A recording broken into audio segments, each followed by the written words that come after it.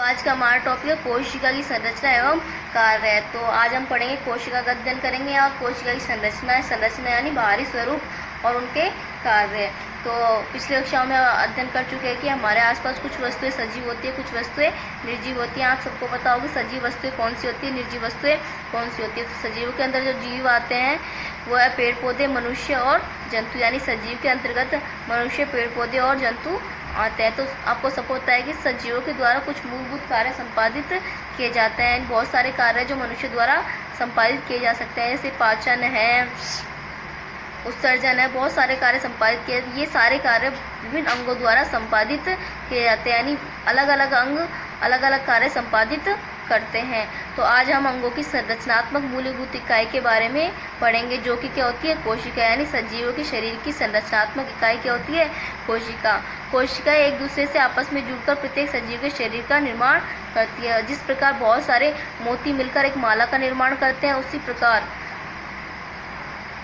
शरीर की कोशिका आपस में जुड़कर सजीव के शरीर का निर्माण करती है। जिस प्रकार बहुत सारी ईंटें मिलकर एक मकान का निर्माण करती है, उसी प्रकार कोशिकाएं आपस में जुड़कर प्रत्येक सजीव के शरीर का निर्माण करती है। आपको पता चल गया कि सजीवों के शरीर का निर्माण किसके द्वारा होता है, कोशिकाओं के द्वारा। यानी सजीवों के शरीर की पूरी बाहरी स्वरूप या संरचना का निर्माण कौन करती है, कोशिका करती है। अब आ जाते हैं कोशिका की खोज। जो कोशिका की खोज की थी और सर्वप्रथम रॉबर्ट हुक ने सन 1665 में कॉर्क के स्लाइड का सामान्यतः आवर्धन यंत्र की सहायता से की थी। यानी जो रॉबर्ट हुक ने कॉर्क एक पेड़ के एक छाल का एक भाग है कि एक स्लाइड बनाकर आवर्धक यंत्र यानी एक उत्तल लेंस होता है, जिसकी सहायता से छोटी वस्तु को बड़ी आकार करके देखा जा सकता है। उससे देखा, या इस दूसरी भाषा में हम कह सकते हैं कि उसका सूक्ष्मदर्शी की सहायता से अध्ययन किया। उन्होंने कॉर्क की स्लाइड में अनेक कोश युक्त अथवा विभाजित बक्से देखे। जब उन्होंने कॉर्क की छाल का अध्ययन किया तो उन्होंने पाया कि उसमें बहुत सारे या अनेक कोश यानी छोटे छोटे कमरे युक्त संरचना को देखा। वो जैसे विभाजित बक्से जैसे देखे जा सकते हैं। ये कोश या बक्से मधुमक्खी के छत्ते के समान दिखाई दिए। आप सबों ने मधुमक्खी के छत्ते तो देखे ही होंगे। हमारे आसपास मधुमक्खी के छत्ते देखे जा सकते हैं। रॉबर्ट हुक के द्वारा देखी गई ये कोशिकाएं मृत थी। यानी रॉबर्ट हुक ने जो कोशिकाओं का अध्ययन किया था वो मृत कोशिकाएं थी। रॉबर्ट ने प्रत्येक कोश या प्रत्येक कमरों को कमरे कह सकते हैं, प्रत्येक कोश को कोशिका नाम दिया। यानी सर्वप्रथम जो छोटे छोटे कोश दिखाई दिए थे, उन्होंने रॉबर्ट हुक ने उनको कोशिका नाम दिए। ये कोश जैसे आपने देखा होगा, ये बिल्कुल मधुमक्खी के छत्ते के समान दिखाई दे रहे हैं। ये छोटे छोटे बहुत सारे कोश हैं, ये आपस में एक दीवार द्वारा एक दूसरे से जुड़े हुए हैं। रॉबर्ट हुक ने प्रत्येक एक कोश को यानी एक कोश को उन्होंने क्या नाम दिया, कोशिका नाम दिया। पृथ्वी पर लाखों जीव हैं, ठीक है।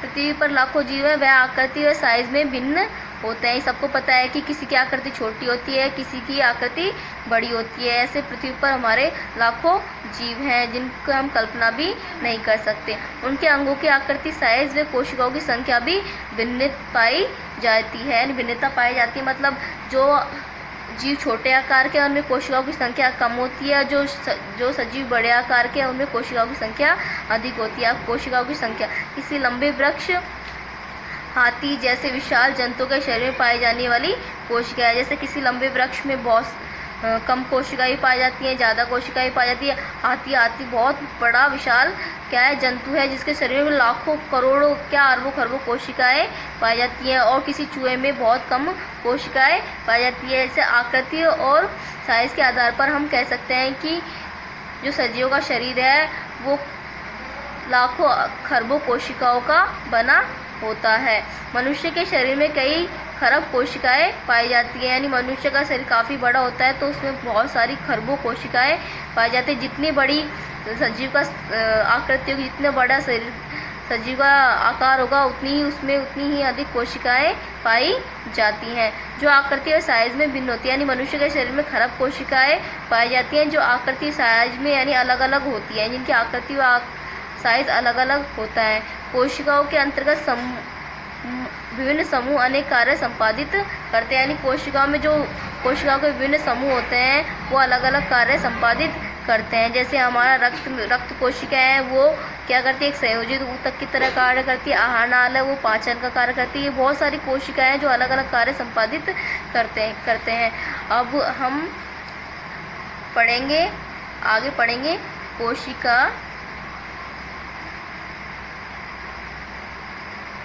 कोशिकाओं की संख्या के आधार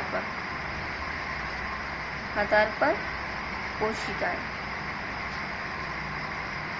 ये हम कल पढ़ेंगे। आज के लिए बस